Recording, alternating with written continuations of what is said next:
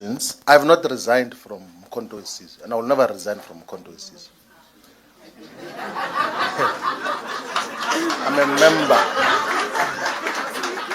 I'm a member of Mkhonto Sizwe. So the constitution of Mkhonto Sizwe says that members are not allowed to participate in activities and programs of political parties whose aims and objectives are opposed to the objectives of Mkhonto Sizwe.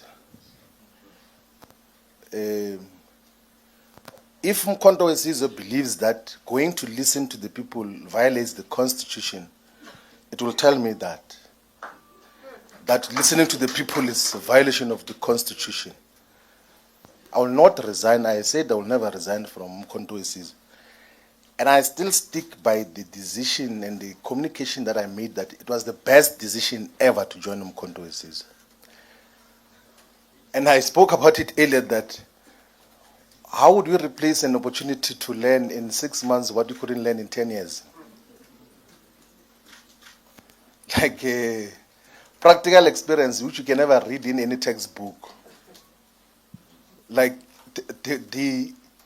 and I knew from the beginning, from day one, that here we're about to start a journey of deep learning and understanding just what are the dynamics of South Africa's politics, not from a textbook point of view, or from social media point of view, because there are political leaders who are guided by social media and think trending on social media makes them relevant.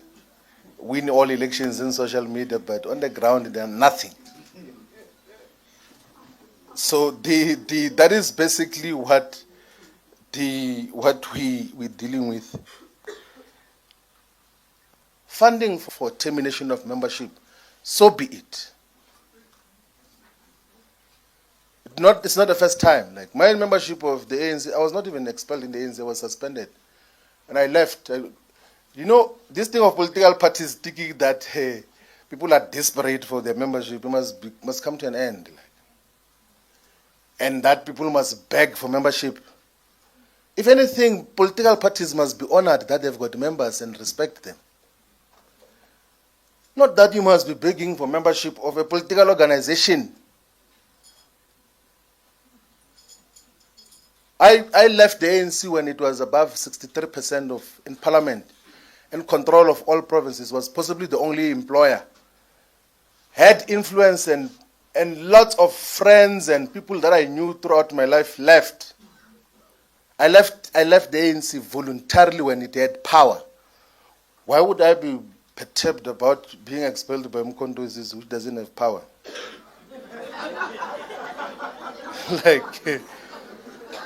What will be that is the issue. I don't beg membership of political organizations. I deal with these issues differently.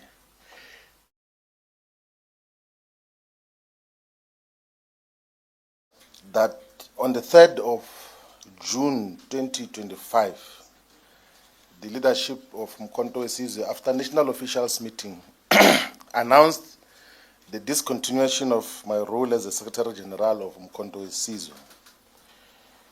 And when the appointment or the announcement was made, there was an indication that will be redeployed to the National Assembly to form part of the parliamentary caucus of Mkhonto Sizwe. The principle established in the public announcement was that no leader and no member of Mkhonto Sizwe should speak about the reasons why the decision was taken. But it appears that there are those who are talking freely and in most instances almost distorting just what transpired. So, as a disciplined member of Mkhonto Sizwe, want to put on record as to what were the reasons that were given in the national officials for my redeployment. The reason given in the national officials for my redeployment or removal as Secretary General was the that I want to overthrow President Zuma as the president of Mkhonto weSizwe. That is what was said. That all the work that we were doing as Secretary General of establishing structures and identifying leaders was meant ultimately at the removal of President Zuma as president of Mkhonto weSizwe. And as part of that reasoning, an extremely bizarre and fake intelligence report was produced, which was claimed to be a conversation between me and some people in the African continent, where it is alleged that despite raising money to remove President Zuma, I'm also accumulating supernatural powers to make people disappear. That is the reason why we had to deal with superstitious issues as the basis of what happens, that there's apparently a head which I was going to be given to give to someone, and some people were going to die so that I can become president of Mkhonto weSizwe. That was the intelligence report, which were rejected with contempt and said that that is absolute rubbish, and said that if anyone claims to have my WhatsApp conversations, I can hand over my phone. I even offered in the meeting that take my phone and check not only the messages that you claim were about the removal of President Zuma, also check any other message about anything that I communicate as a leader of Mkhonto weSizwe.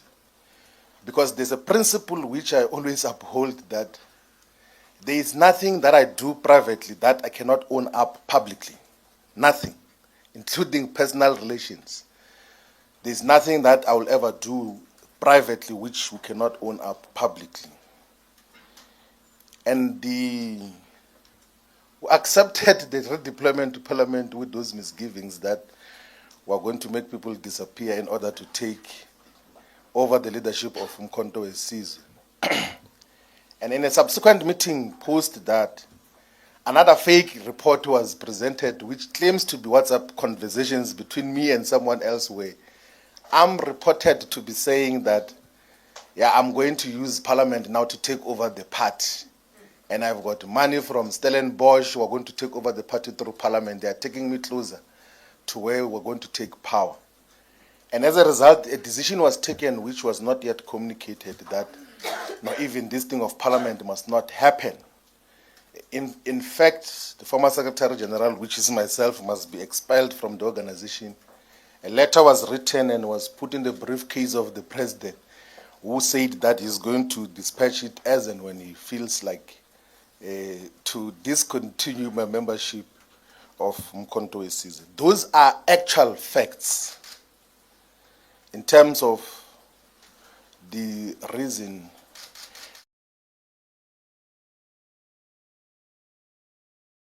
And where does this come from? So the president of Mkhonto weSizwe, whom I dearly and so deeply respect, is surrounded by political scoundrels who opportunistically use his kindness, sometimes gullibility that comes with age, to write down fake intelligence report to influence him towards wrong directions. And the reason they do that is because they want to steal money from Mkhonto weSizwe.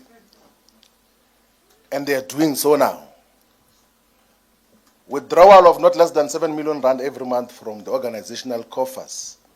That is what defines, and that is what, and we're talking about this because we raised it internally, that stop what you are doing, because you're going to get the party deregistered as a political party, because there's no sound reason on what has been happening, and it's things that we can prove beyond any reasonable doubt. Not because it's things that you can change, and it's things that you cannot fake. And for that reason, when we raise every TG who has ever raised that, got to be removed as leadership of Mkhonto weSizwe. And there's no TG who has resigned as Mkhonto weSizwe. All of them were removed to then deal with scoundrels who surround President Zuma to steal money of the organization.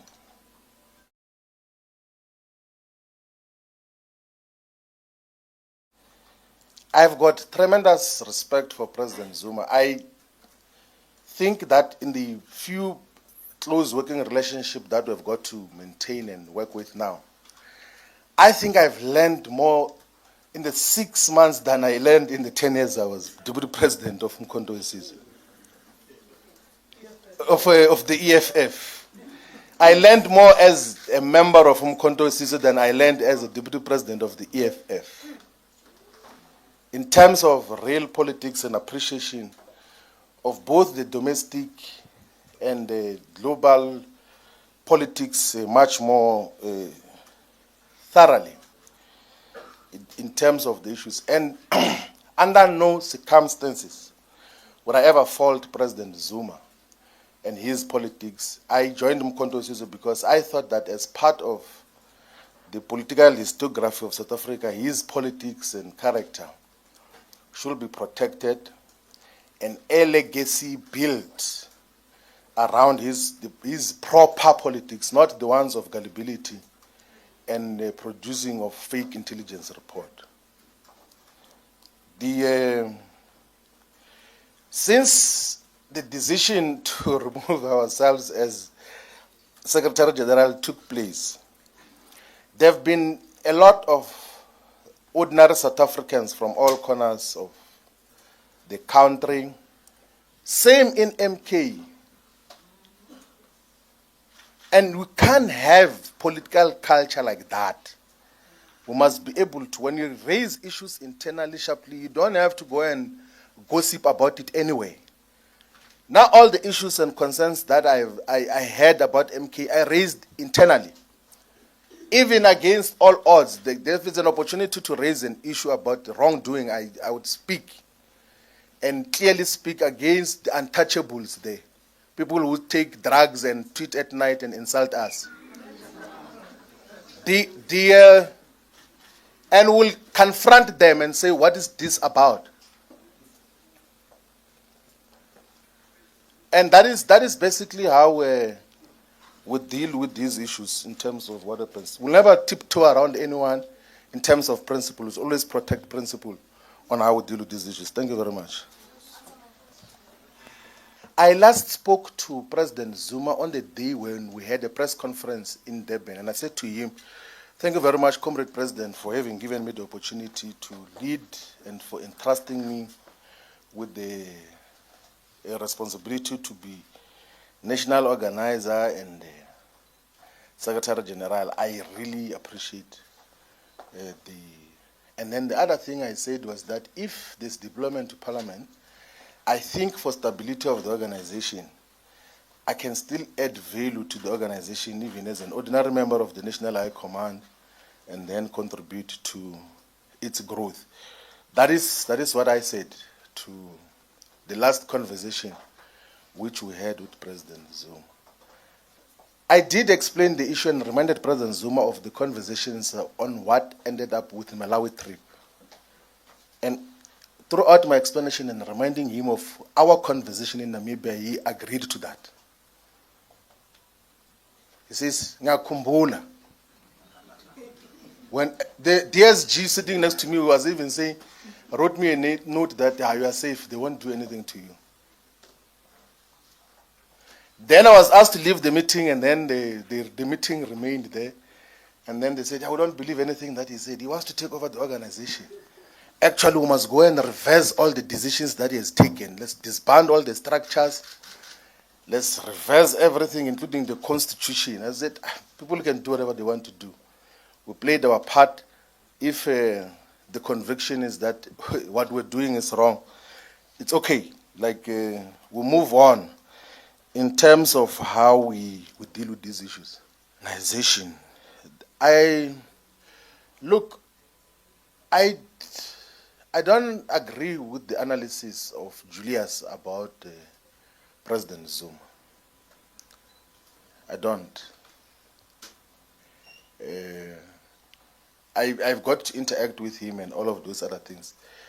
But I know there are times where I think, former president, or former secretary general who worked with him for the longest time in the ANC, Halima Motlanthe, I think when he did an interview with Sizwe, he said that the limitation with President Zuma is that sometimes he can be persuaded about an issue outside of organizational structures and want to take a decision based on what was the persuasion outside of organizational structures.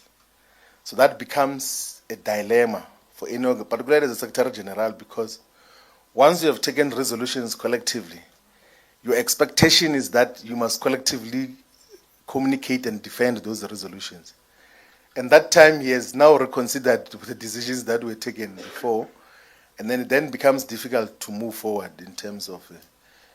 I think that observation, which I share, was already communicated by former SG of the ANC, Kgalema Motlanthe, when President Zuma was in office. So that dynamic is a limitation generally, that he meets way too many people.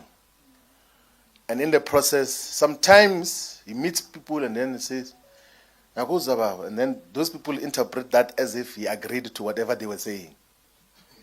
And that is the dynamic. But I don't agree at all that he uses people. He is trusted by the people of KwaZulu-Natal and by the people of South Africa. The journey we're building was to expand the message of what he stands for. And he is not opportunist in terms of how he communicates political principle. Like even in closed spaces, there could be a... I'll give you an example, for instance, that the Moroccan embassy wanted to buy the position of MK to say that MK should support Morocco's oppression over Western Sahara. And then there are those closer to him who visited Morocco, were promised money, and then they came back and said, MK must agree with Morocco's oppression of Western Sahara.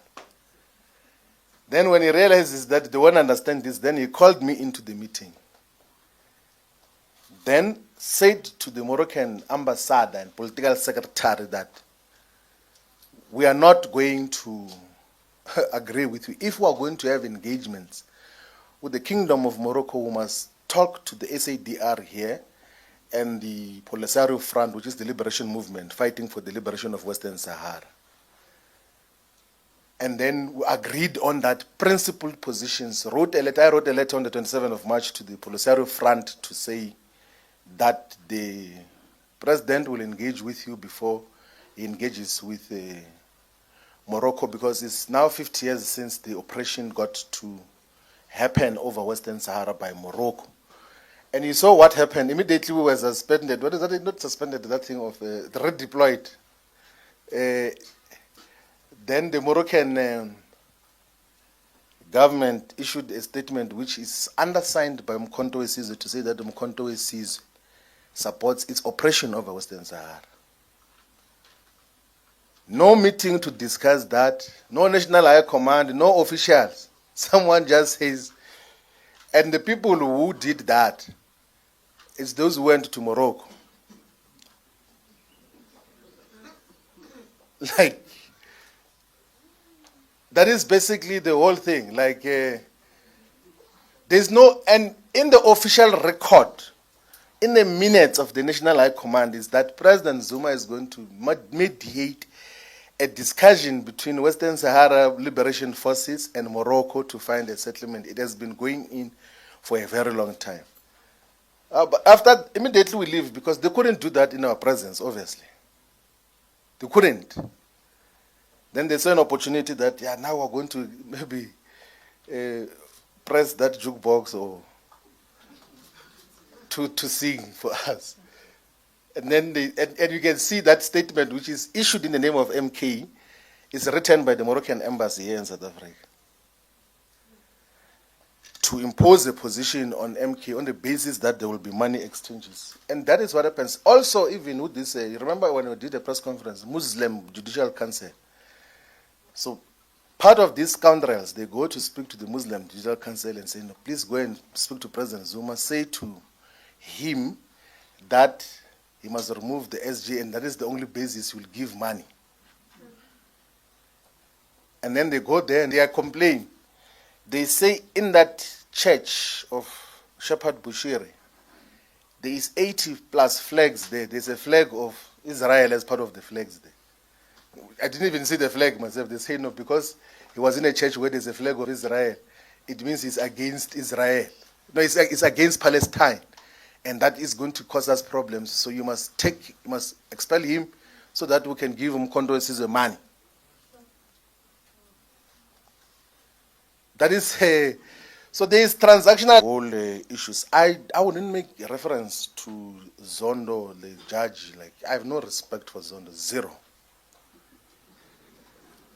And he actually made me to have much more deeper respect for President Zuma. Like, I have no respect for that nonsense of state capture, inquiry nonsense that I've got no regard, none whatsoever of those. It can't be my point of reference on anything. Like, even the whole decision to get President Zuma arrested was absolute rubbish. Even that time as a deputy president of the EFF, I condemned that. I took international interviews and wrote articles publicly to condemn what Zondo did in terms of arresting of President Zuma. I will never make reference to that as a basis of anything else. He was used by the capitalist establishment to, he was not a judge, he was just an instrument of capitalism and for wrong purposes in terms of what happens.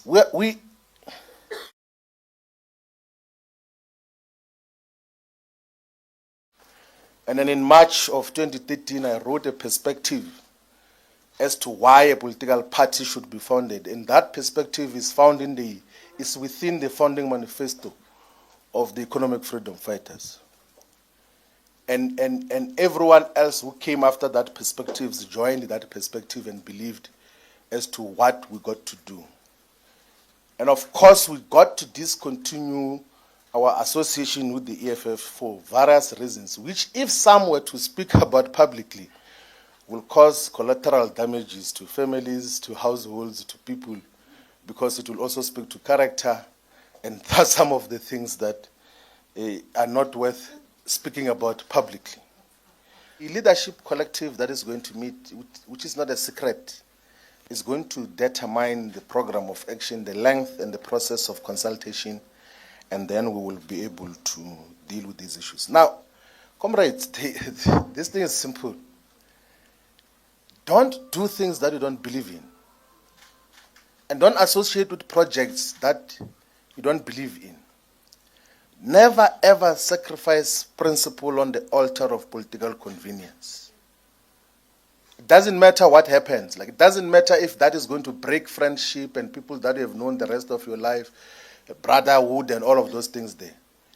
If principle is broken, you disassociate from it, and decisively so. But in doing so, sometimes you must be considerate of some of the personal circumstances of some of the people that you're dealing with. So that is basically it, that you must never associate with unprincipled positions. You must always stick to principles as to how you deal with politics. These things of, yeah, I'm just there because I'm there for salary purposes and for income. What do we do? Go to leaders of the ANC on the corners and say, but what is this thing that they're doing? They will tell you that that Ramaphosa is nonsense. That Ramaphosa is misleading us. But they won't tell him. Go to EFF people and they will tell you their own characterization of the leader of the organization and what is happening there. But they don't have the courage to tell him. And there was no way that you could dedicate your intellectual muscles and work. And in practice, you realize that this thing which we said we are standing for is not principle. Check the conduct of EFF in government and what gets to legitimate such.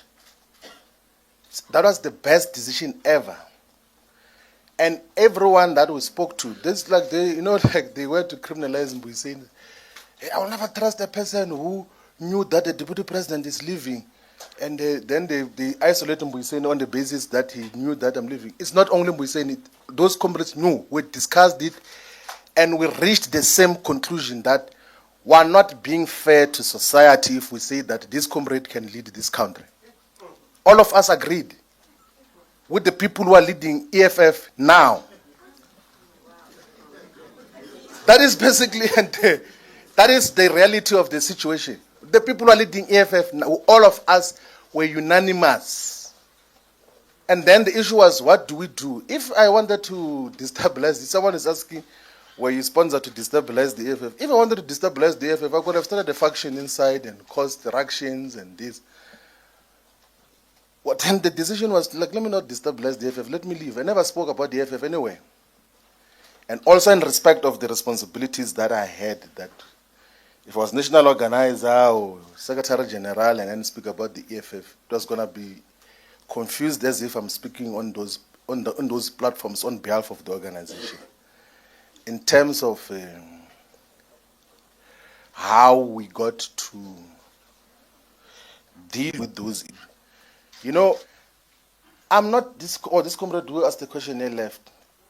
I'm not starting any solo project. We must stop these things that political parties are personal project, like a music band, Brenda Fassie and the Black Dudes.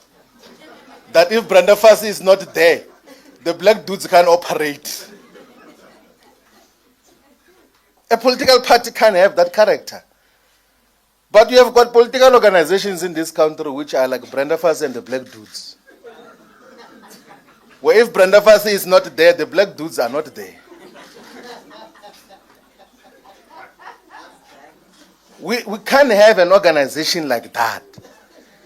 There must be an organization that exists in every corner of South Africa, whether there is a Floyd or no Floyd, or whoever is there must be the expression of the collective ideals of the political party. That is basically how we dealing with all of those issues. I think we can take.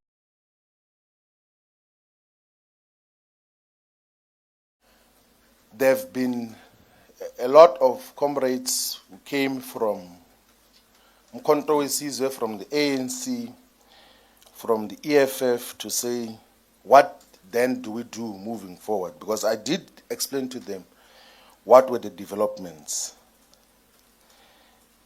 And a substantial number of those say that don't ever try to join the ANC, and I fully agree with them. That will never join the ANC. It's directionless, it doesn't know what it's doing, it's in collaboration with the white system now. And there are those who said, don't ever join or rejoin the economic freedom fighters because it's a cult. And I agree with them. There is no space for sound ideological reasoning, and there's no self-respecting person who can join both the ANC and the EFF. I agree with that fully. And there are those who said that there's fundamental weaknesses with Mkhonto weSizwe, that the organization seems to be run by a family and seems to be inconsistent on issues of discipline, seems to be directionless and sometimes takes conservative and reactionary positions. I say that part of the reasons why we joined Mkhonto weSizwe, we could observe from far that we can't allow in South Africa a political organization that can become a tribalist and regional organization with such influence. Instead of throwing insults at MK, we have to play a role in contributing to its ideological character and politics and direction. And I think that we did successfully in terms of what happened. Now, these several observations about the organization of Mkhonto weSizwe. Some are correct, some I will reserve my observations on because I can't abuse the fact that I occupied a very senior role and had access to almost every development that happens there. But those who want to hear my views privately, we can speak about that, but I'll never abuse the fact that there's a role that we played. I did that when I left the EFF, that I said I will never speak bad about the EFF when I was MK, and I never did. And I'll never speak bad about the MK. I will never demonize its perspective. But also of those who came, there are those who said that we should form a political party or a political movement to contest the 2026 and 2029 elections. My view about the formation of a political party is that a political party must never be founded by an individual. My prompt response to the first number of people who came was that let us not form a political party, let us fight within the existing political parties. But that if we were to form a political party, let us go to the people of South Africa and ask them if they want to have a political party. We can't form a political party as a group of friends and as few individuals. So a political party should never be an individual project where you feel like, no, I want to start a political party and then you start it. It must never be a family project. It's very dangerous to have political parties which are family run. A political party must not be a tribal or ethnic project.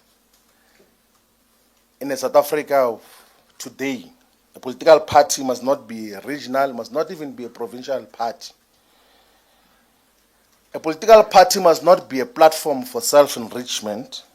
It must not be a fiefdom. It must not be a cult.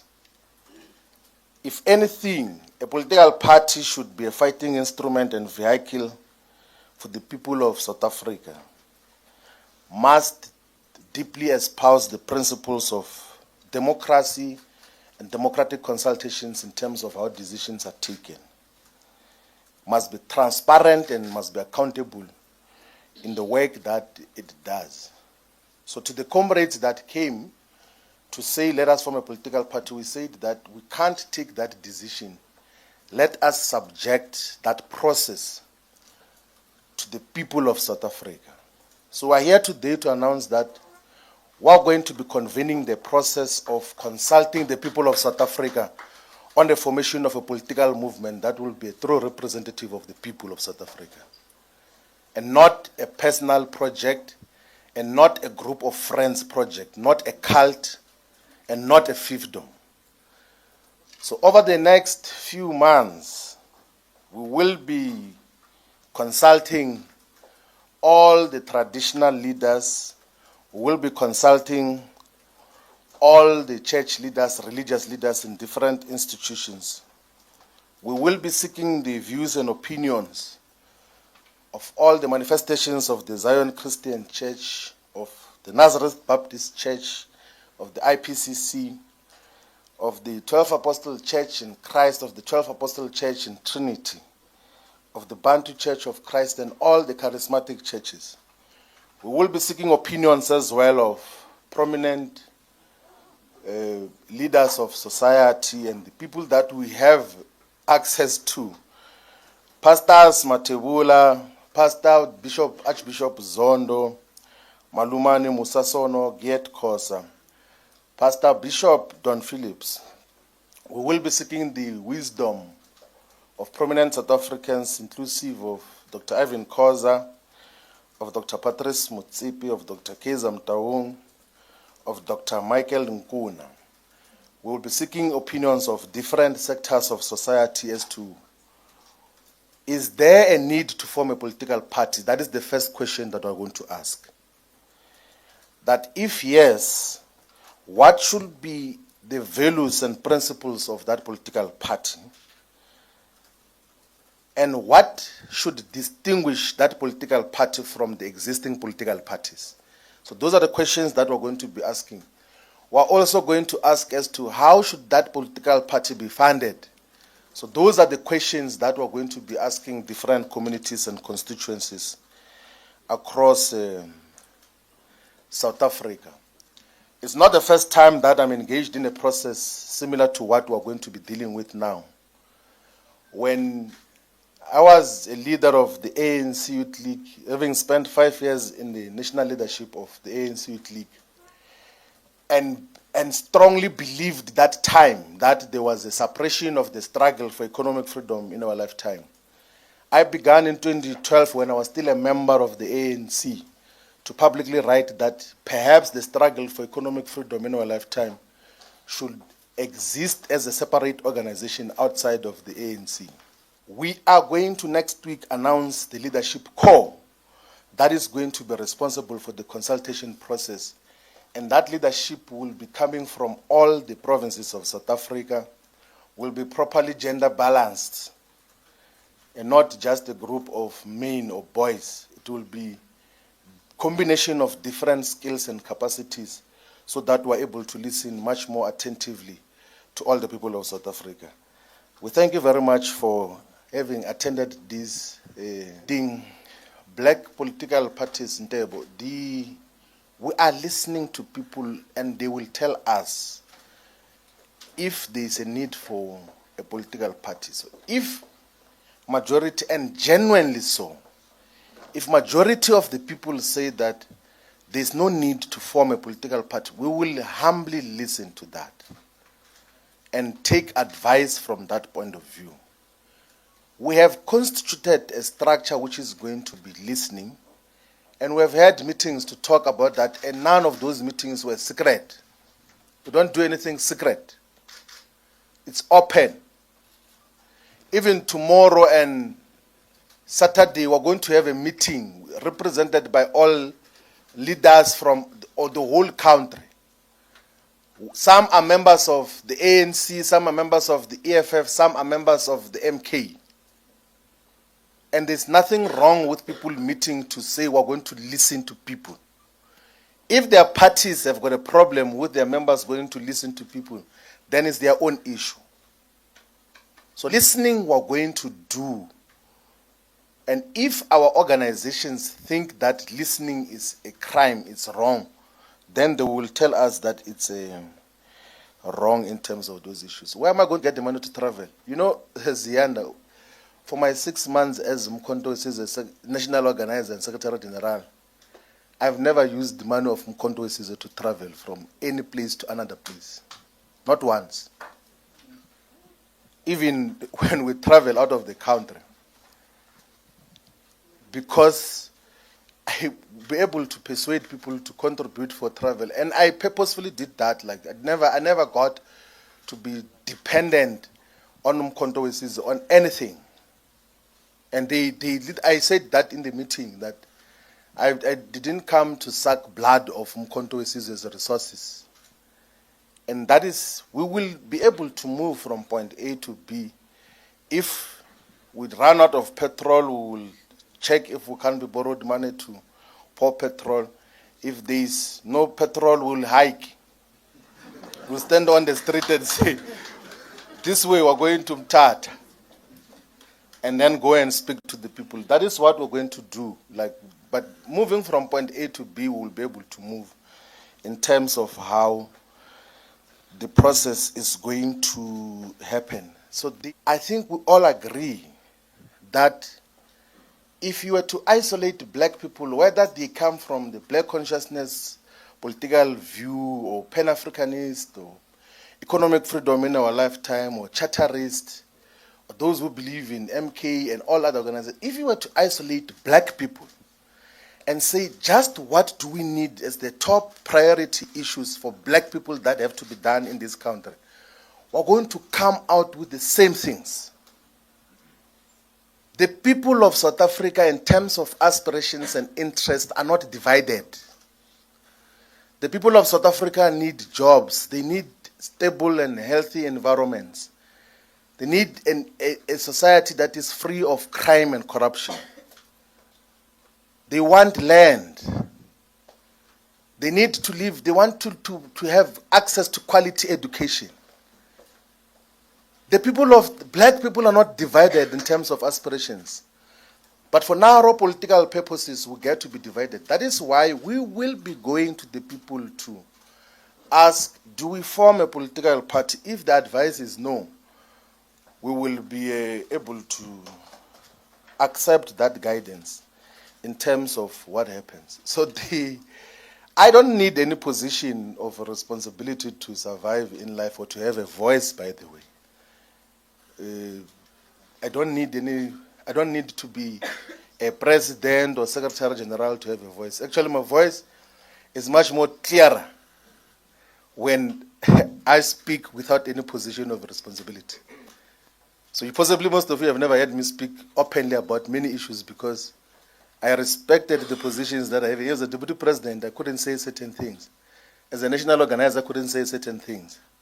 As a secretary general, I couldn't say certain things. But now I can make open observations about just what is happening. Perhaps even without a position, my voice will be much more amplified in terms of how we push for the agenda of the return of our land. There is no political party which is going to be funded from Malawi. Like there is no political party that is going to be funded by Bushiri. We are going to listen to the people and we'll get guidance from the people as to how do we move forward.